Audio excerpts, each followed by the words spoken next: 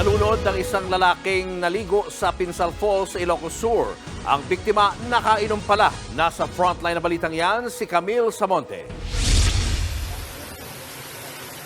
Sinisid ng mga rescuers ang tubig sa paanan ng Pinsal Falls sa barangay Babalasyawan sa Santa Maria, Ilocos Sur. Hinahanap nila ang nawawalang 20 anyos sa si Jmar Quaresma na magkaayaan sina Quaresma at dalawa pang kaibigan na maligo sa nasabing talon. Pero matapos mag-dive ng biktima sa may higit 19 na talampakang lalim ng talon, di na siya muling nakaahon. Ayon pa sa mga otoridad, nakainom si Quaresma habang naliligo.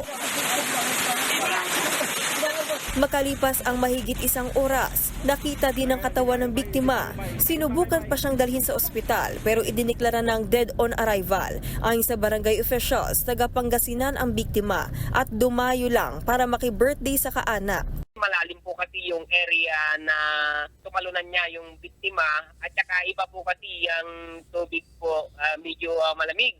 Kaya po nahirapan po yung mga divers po natin na hanapin, sobrang lamig.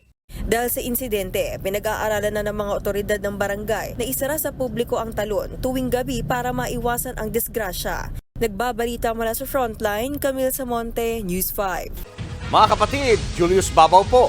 Huwag maging huli at maging una sa lahat ng balitaan. Para sa tuloy-tuloy na talakayan sa Frontline, mag-follow at mag-subscribe sa social media pages ng News 5.